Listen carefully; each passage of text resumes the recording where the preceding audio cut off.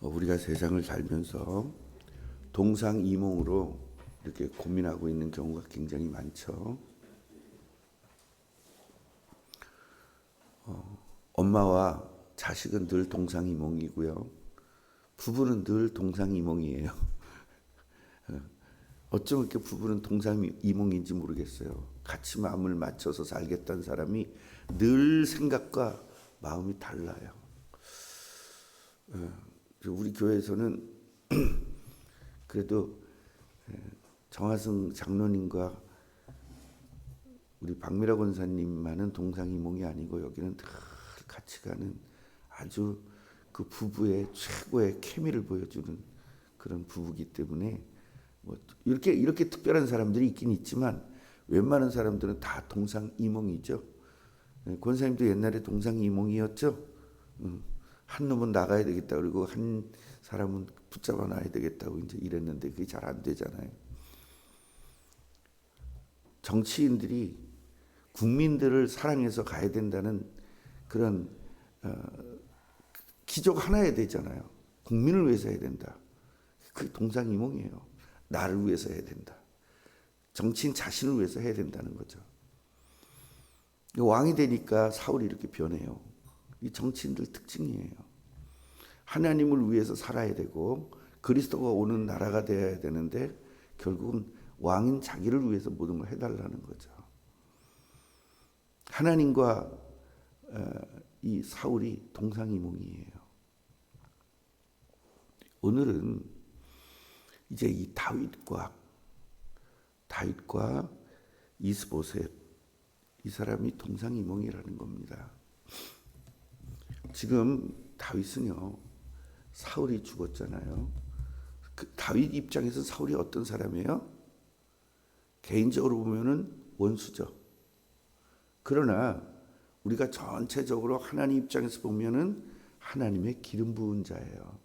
다윗은 모든 것들을 개인적으로 판단하지 않아요.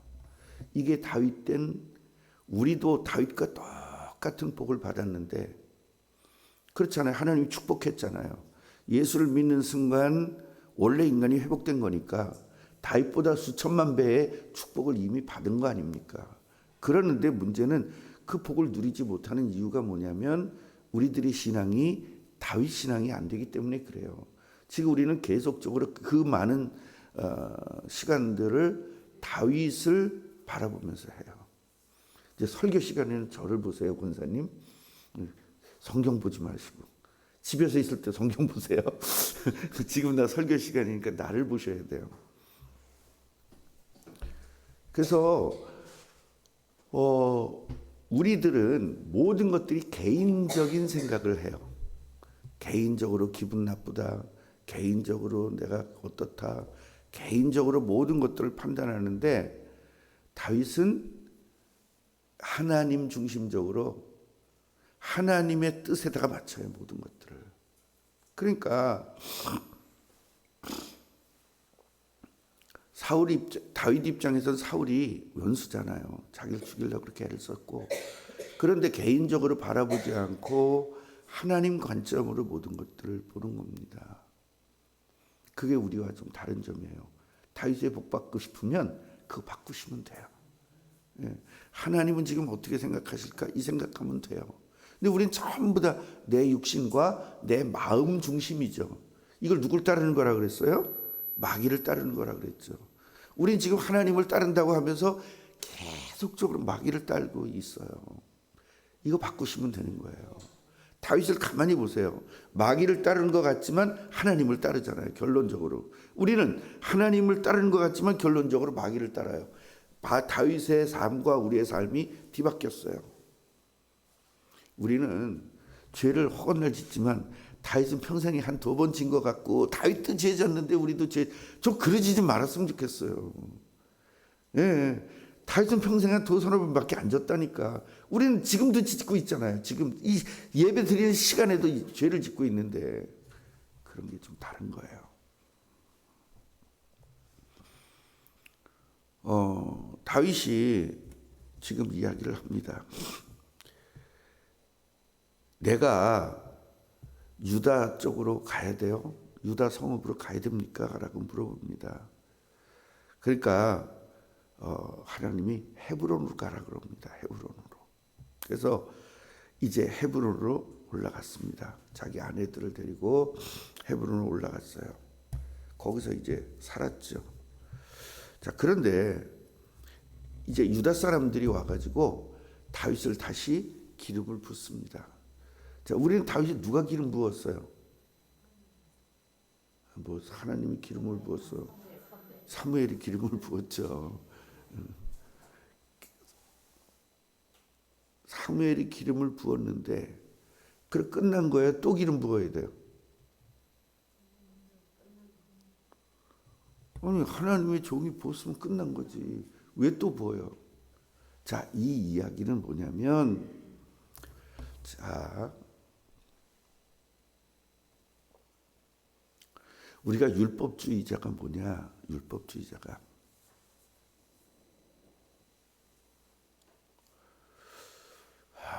이걸 어떻게 예를 들어야 되나? 한참 그 고민했던 것들이 뭐냐면 제가 이제 그 목사가 되기 전에요. 천주교에서 세례받은 사람이 기독교 오면 받아야 되느냐 안 받아야 되느냐는 그런 고민이 제가 청년 때 있었습니다. 여러분들은 그런 고민 없으세요?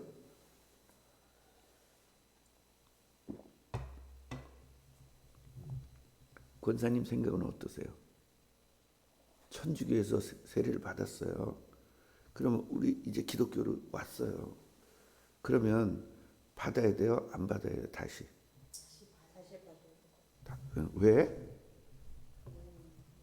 거긴 이단이니까. 그러니까 이성배 입장에서는 이단이지 전 세계 입장에서는 기독교 안에 들어가요. 천주교도. 그러니까 분리를 할 때 유대교와 이제 기독교 이렇게 해요.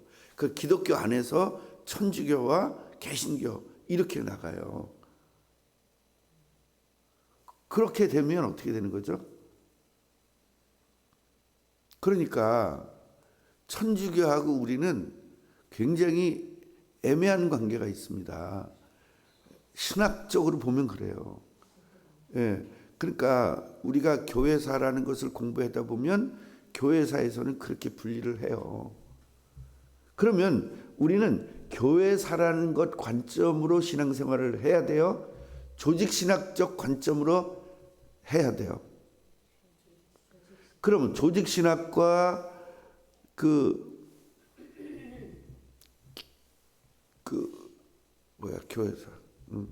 교회사적 관점으로 둘이서 상충이 될 때는 뭐를 따라야 돼요? 조직신학을 따라야 되잖아요. 맞죠? 그럼 조직신학자가 또 약간 헷갈리면 그럴 수 있어 없어요? 그럴 수 있죠. 그러면 뭘 따라야 돼요? 성경을 따라야 돼요. 그래서 우리는 기독교는 성경을 바탕으로 되어진 종교다. 이게 조직신학 1번에 있는 거예요. 서론이라는 서론이라 그래서 뭐 요만치가 아니라 서론이 한 책이에요.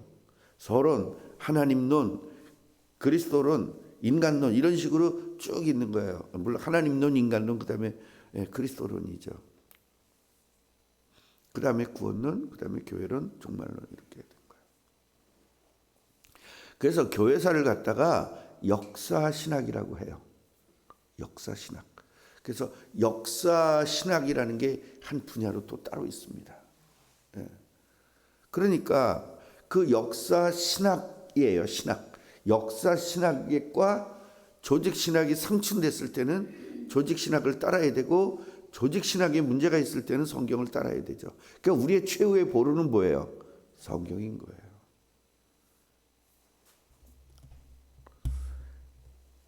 자, 그런데 성경은 또 반대에 조그마. 그럼 성경 해석이 또 틀려 맞아? 예? 틀릴 수 있죠.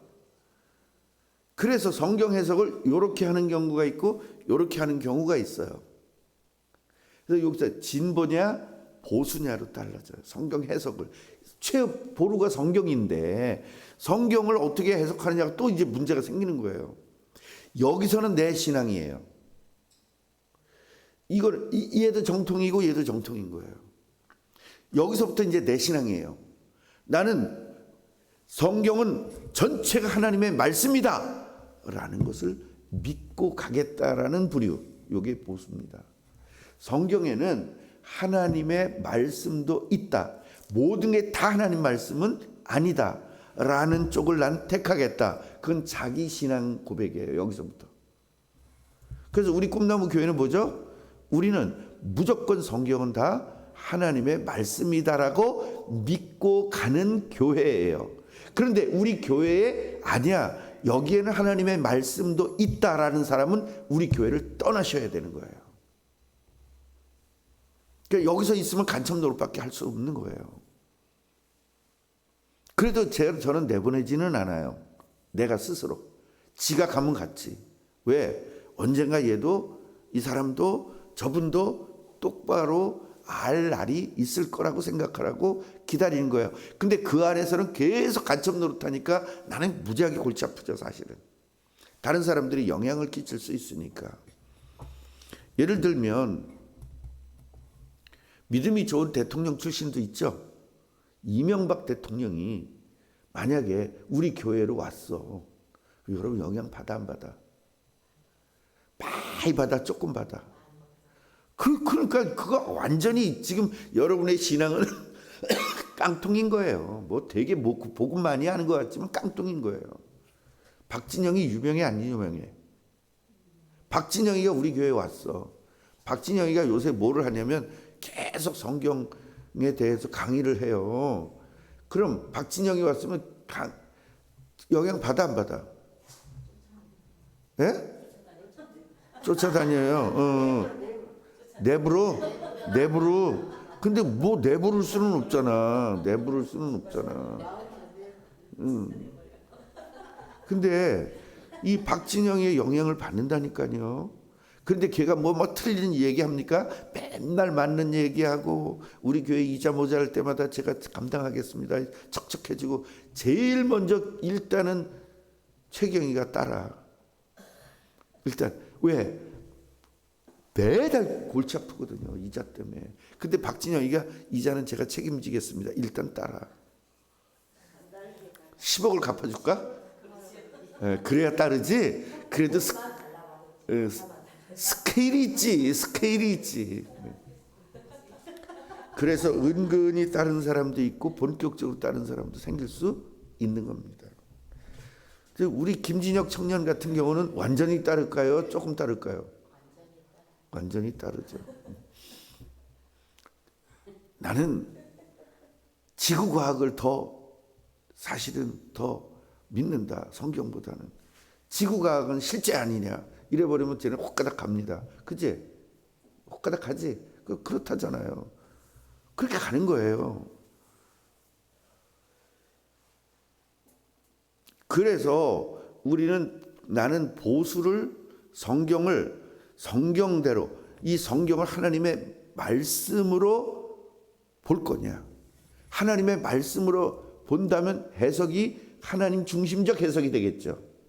그러면 만약에 이것이 하나님의 말씀이 아닌 것도 있다라고 보면 인간적 관점으로 성경을 해석하겠죠.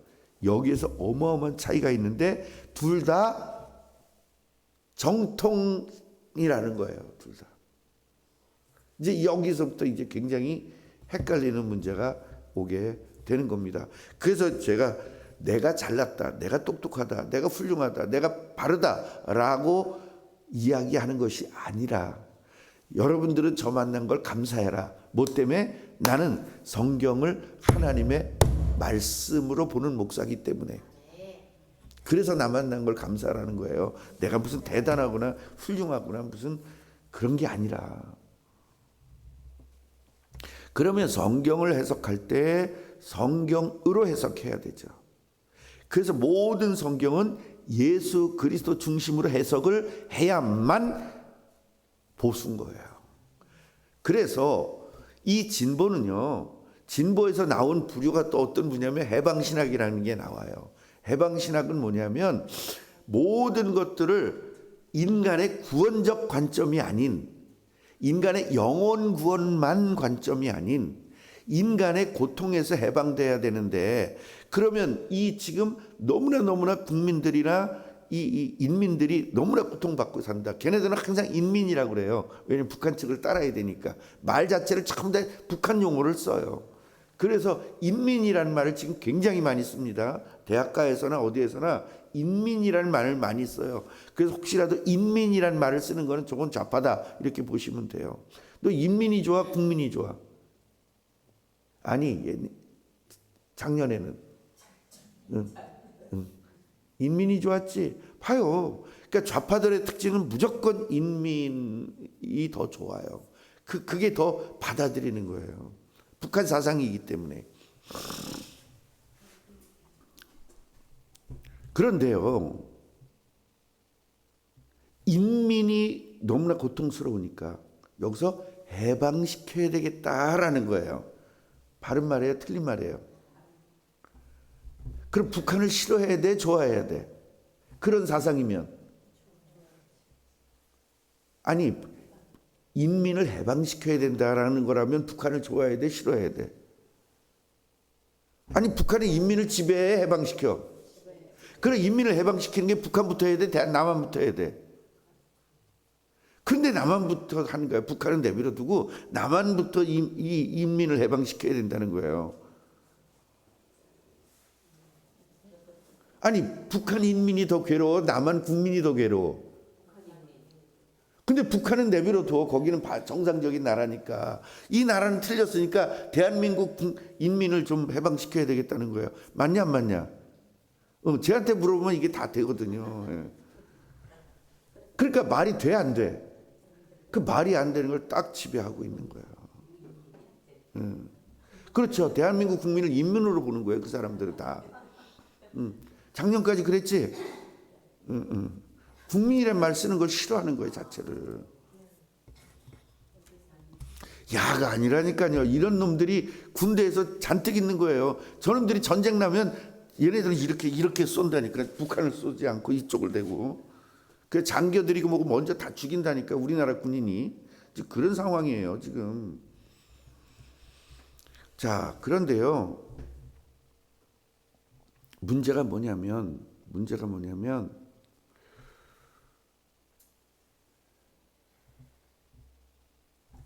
이 해방신학이 민민을 해방시켜야 된다. 그 기조를 딱 넣고 성경을 보니, 성경은 또 다 그래. 성경이 얼마나 웃기냐면, 요 관점으로 보면 다 거기에 맞아. 요 관점으로는 다 거기에 맞아. 그러니까 사회주의 관점으로 보면 전부 다 사회주의야. 그게 해방신학이에요. 사회주의가. 그 다음에 이제 이런 신학들이 전부 다 파생돼서 나오는 거예요. 그 중에 하나가 무지개 신학입니다. 이제 무지개 신학은 뭐냐면, 동성애는 하나님이 원래부터 그렇게 동성애를 한 거다. 그 성경에 보면 동성애 또 많아 안 많아? 창세기부터 이미 동성애가 있었어요, 없었어요? 있었어요. 동성애가 아주 처음부터. 만약에 하나님이 그렇게 안 만들었으면 어떻게 처음부터 있을 수 있냐, 이렇게 되는 거예요. 그러니까 얘네들은 뭘 빼먹죠? 항상 마귀를 빼놓고 나니까 그 말이 맞아. 마귀를 빼놓으니까 그 말이 맞아. 창조 때부터 동성애가 있었다, 그게 맞아. 그런데 누가 들어왔어요? 마귀가 들어와서 그렇게 만든 거잖아요. 창세기 3장 이후에. 아, 기억 안 기억? 그럼 창세기 아브라함 시대 때 그 동성애가 성경에 처음 나오거든요. 예. 그런데 그 아브라함 시대 때 처음 나왔다니까 전부터 있었다는 거예요? 아브라함 시대 때 생겼다는 거예요? 전부터 있었다는 거죠. 그러니까 동성애자들이 볼 땐 그건 맞아요. 그 얘기한 것처럼 이 다윗이 여자처럼 사랑했다잖아요. 그러니까 이런 것만 다 찾아내. 이게 무지개 신학이에요. 그러니까 거기서 그 얘기를 들으면, 강의를 들으면 그게 다 맞아. 성경이 다 그렇게 되어 있으니까. 그래서 우리는 시작부터 뭐부터 해야 된다? 성경은 하나님의 말씀으로 봐야 되니까. 원래 창조, 마귀, 타락, 회복, 누림, 그 다음에 또 마귀, 그래서 성령 충만, 대적, 싸움, 승리, 이렇게 나가지 않으면 안 되는 거예요. 이 패턴을 가지고 모든 성경을 봐야 되는 거예요. 그러니까 제가 설교 그렇게 하는 것 같아요? 안 그렇게 하는 것 같아요? 예. 그러니까 이 해방신학자들이나 이런 모든 것들은요, 일단 사탄을 배제시켜요. 그러니까 사탄의 신학인 거예요. 그게 지금 기독교 안에 있다, 기독교 밖에 있다. 기독교 안에 있다. 이래가지고 전부 다 이단으로 정죄를 해서 기독교 바깥으로 쫓아내는 겁니다. 그런데 기독교 안에도 그런 사람이 많다, 적다? 무지하게 많다, 조금 많다? 무지하게 많다. 만약에 저 친구가 한 달에 헌금을 1,000만 원씩 하면서 하면 우리 다 영향받아요. 조금씩 영향을 주거든요. 확 주는 게 아니라 조금씩.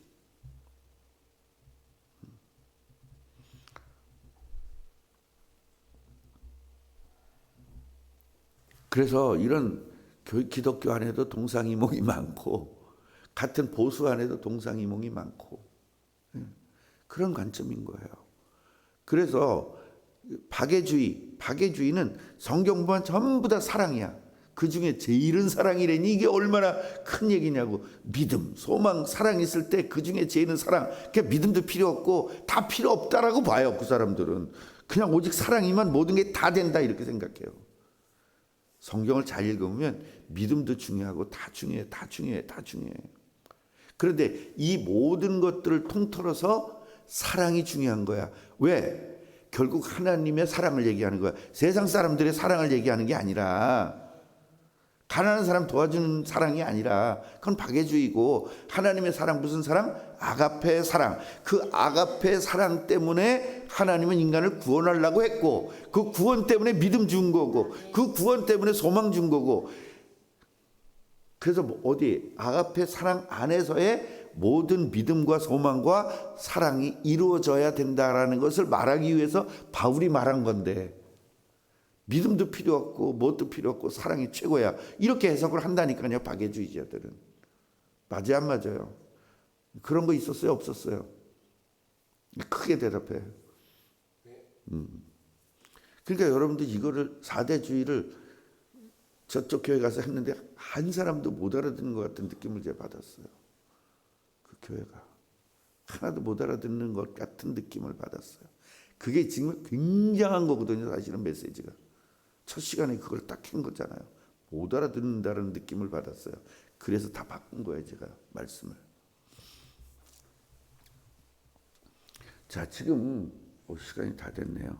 다윗이 뭐냐면 무슨 소문을 들었냐면 사울을 시체를 장사 지냈대요. 그래?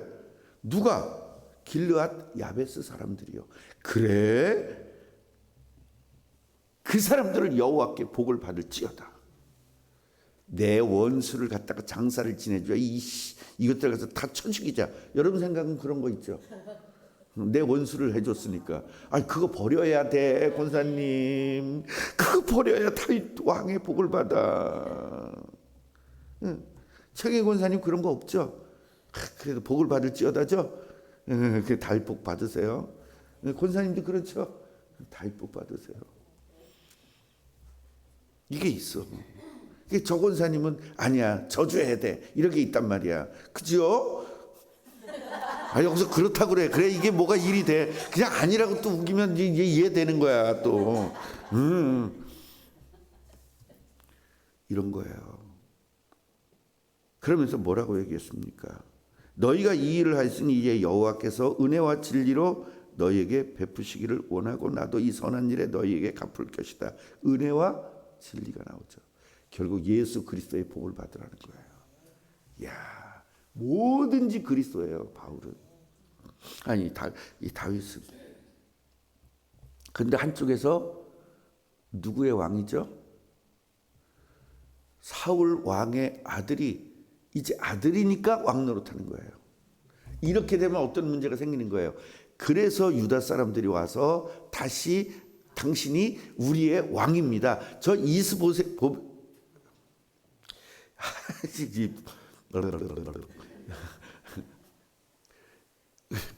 저기 방언한다 그러는 거 봤어요, 저. 봤죠, 여러분도? 예. 이스보벳, 왜 이거 자꾸 왜 이게 안 나와? 이스보벳이래 자꾸. 다윗을 사울이라고 그러고 이거 진짜 왜 이렇게 헷갈리는 거야, 자꾸. 자, 이스보셋이요. 이스보셋이 아들인데 왕이 돼요. 그럼 사람들 인간적 관점은 뭐가 맞아? 다윗이 맞아? 이스보셋이 맞아? 그렇죠. 그래서 하나님이 세웠으면 맞아. 끝난 거야. 근데 사람들이 와서 다시 기름 부어 세웠다는 것은 당신을 우리의 왕으로 인정하겠습니다 라는 거예요. 그래서 이스보셋이 2년 동안 왕을 하고 그 다음부터 다윗이 왕으로 딱 등극하게 된다는 거예요. 그러면 왕으로 기름 부음을 받고 얼마나 오랜 세월 동안을 그 고통을 당하다가 세우니까 사람들 입장에서 봤을 때 여러분 왕이 되기 위해서는 이 고통을 당해야 되는 겁니다. 이런 과정을 거쳐야 왕이 됩니다. 맞아 안 맞아? 그거 말도 맞아 안 맞아? 이렇게 보는 겁니다. 다윗을 은과 금처럼 만들기 위해서 어떤 상황에서도 하나님이 책임진다는 것을 보여주기 위해서 계속 하나님 책임진다는 걸 경험시켜서 그 하나님 책임진다는 걸 가지고 왕 노릇하게 하기 위해서. 할렐루야. 왜냐? 사울 왕도 하나님 중심이었어요? 아니었어요? 처음에는 하나님 중심이었잖아요. 그런데 상황 따라 변하잖아요. 죽을 일이 오니까 변하잖아요. 그러면 다윗은 죽을 일이 와도 하나님 책임진다는 걸 경험했잖아요. 여러분도 이거 경험하라고. 이거 경험하라고 조금 문제 줬더니 왜 문제 주냐고 금식하고. 그래서 우리 꿈나무 교회는 금식은 안 하잖아요. 차라리 교회를 떠나면 떠났지. 아주 참 좋은 교인들이야. 난 금식했으면 좋겠어. 교회는 안 떠나고. 목사 입장에선. 그래서 우리가 다윗 신앙이 되기 위해선 그 다윗이 당한 어떠한 고통들이 전부 다 하나님의 은혜였다라는 것을 우리가 알고 그 은혜를 우리가 체험하자. 기도하겠습니다. 다윗처럼 똑같이 우리에게 축복하심을 감사합니다. 이젠 다윗의 복을 누리게 하옵소서. 우리 신앙이 다윗처럼 변하도록 말씀을 주시니 순종하겠습니다. 이제 순종할 수 있는 힘도 주옵소서. 예수 그리스도 이름으로 기도합니다.